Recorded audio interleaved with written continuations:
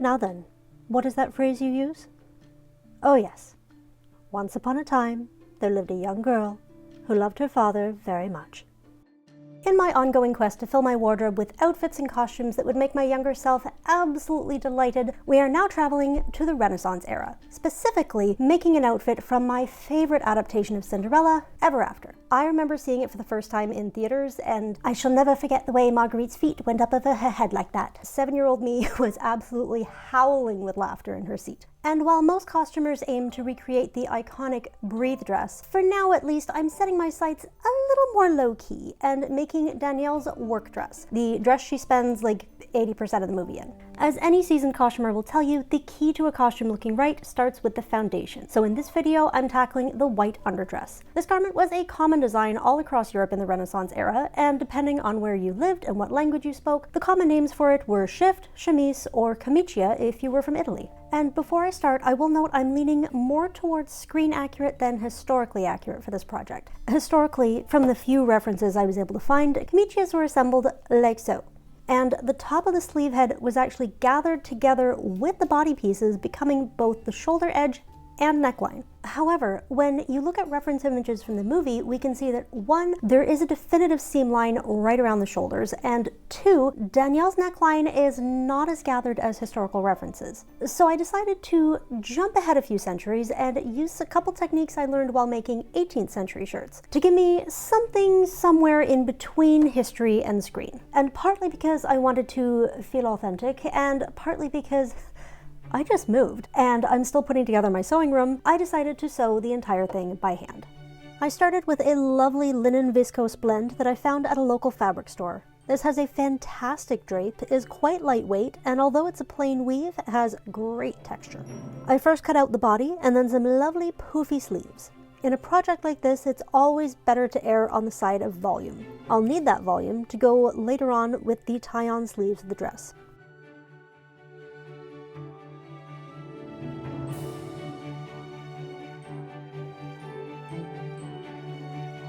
I also marked out a pair of 8-inch gussets for the sleeves.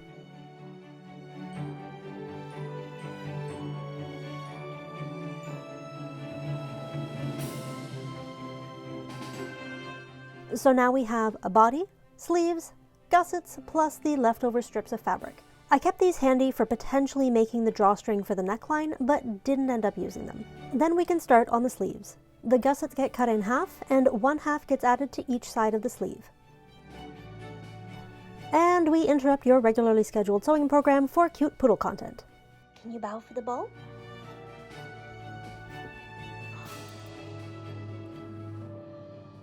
Oh, good boy, bow for the ball!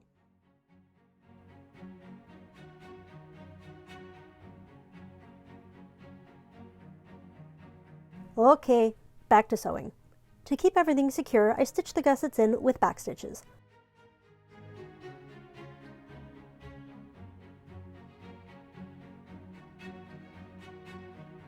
Once both gussets were in, I joined the sleeves up and sewed all the way from top gusset edge to cuff edge.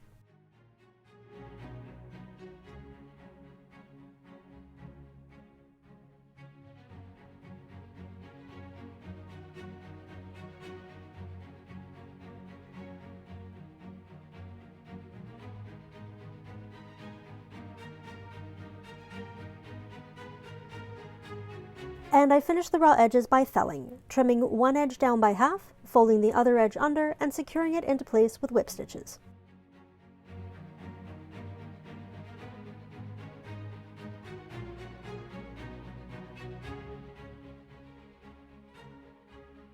Then I finished the cuff edges. These will get a little cord and pull snug to create the gathered poofy effect, so I turned the edge under twice, wide enough so I knew I could thread said cord through later on.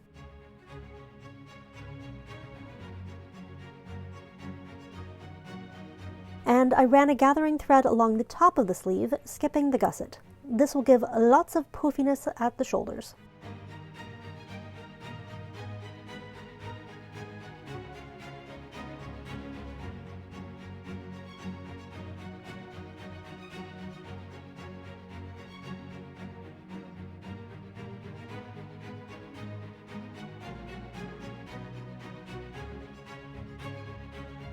Then I could start on the body.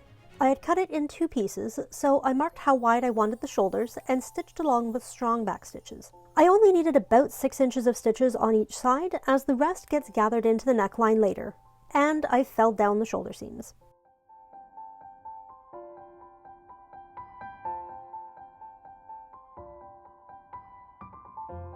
I then pinned both sides of the body together and marked how far down I wanted the gussets to end. There is much more sleeve fabric than room, but it will all get gathered down into the remaining space above the gusset, which helps give that iconic billowy effect.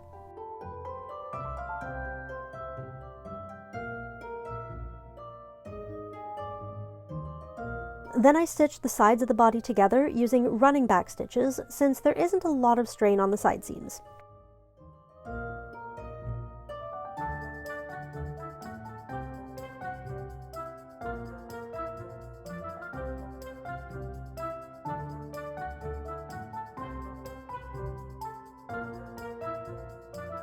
And then I felled the seams down.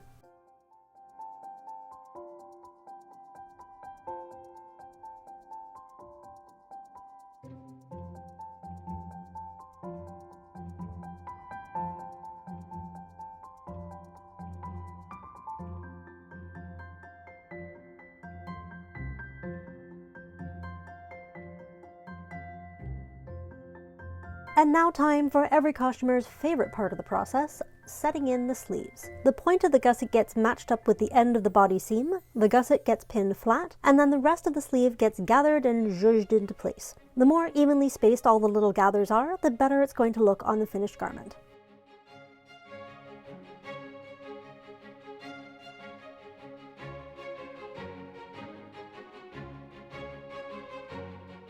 The gathers get sewn down with back stitches, taking care to catch every ridge to make sure they stay exactly where they're supposed to.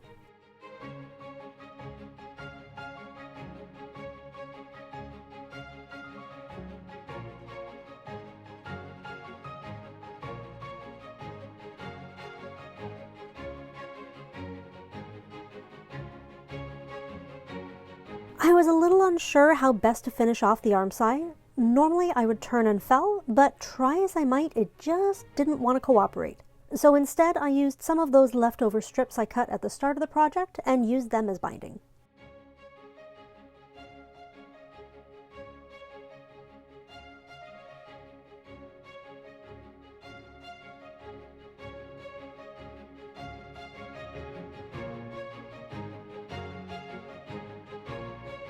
I didn't have any ready-made cord that suited the project, so I took some thick linen thread I'd had lying around in my stash and braided it for the sleeve ties. For the neckline cord, I wanted something a little more special, as it's going to be more noticeable than the sleeve ties. So I broke out my lucet fork and made some fancy cord using the same thick linen thread.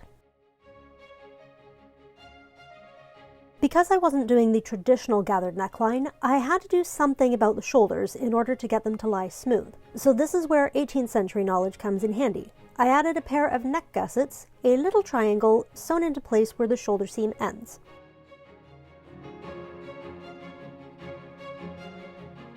Then it was time to finish the raw edges of the neckline. I just did a quick narrow hem, turning the edges under twice and securing them with felling stitches.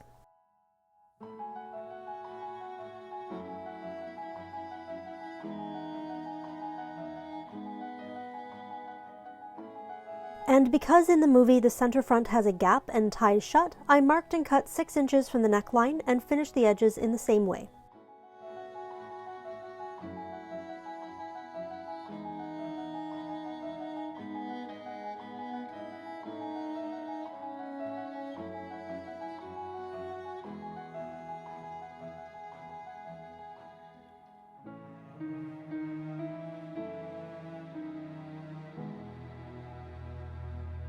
I lightly marked how far down I wanted the drawstring casing to sit, and then ran a gathering thread all the way around the neckline, stopping when I got to the neck gussets.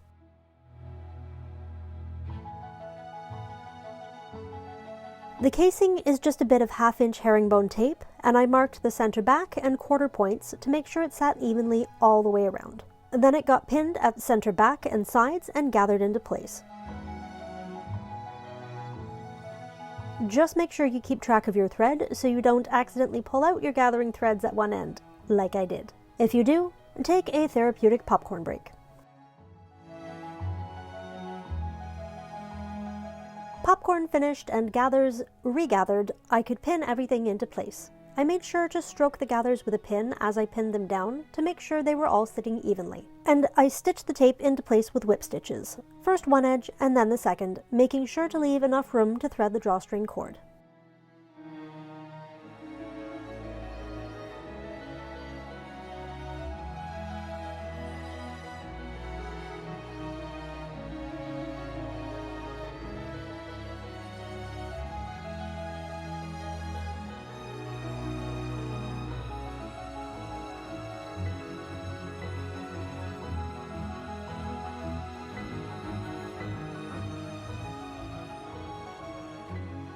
So at this point, it's pretty much done. I just needed to hem it and we'd be ready to go. So I decided to try it on and make sure everything fit right.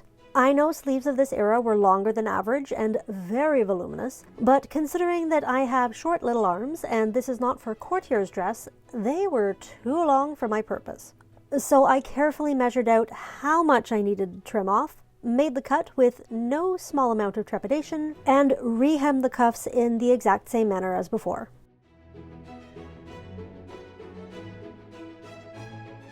I then evened up the hemline and pinned up my hem before whip stitching everything into place.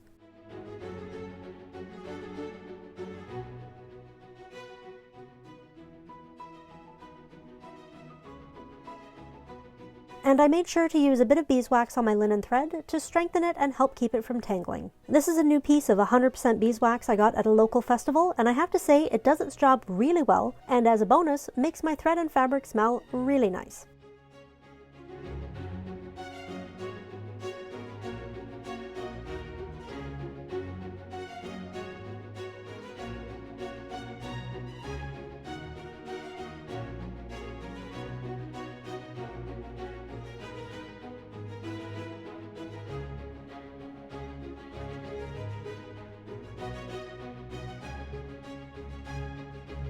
With the hem finished, it's now ready to wear.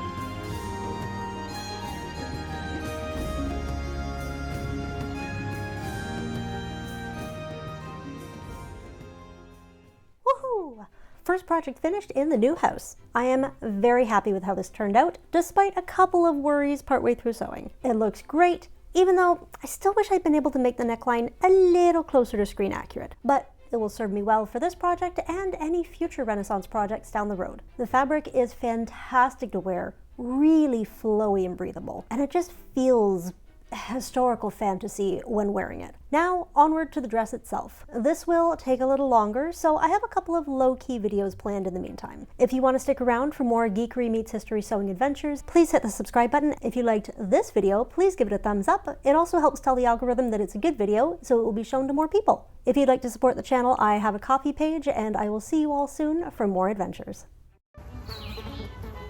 No squeaky chair, but we do have a squeaky table now. Joys of a new setting. When you look at references, however,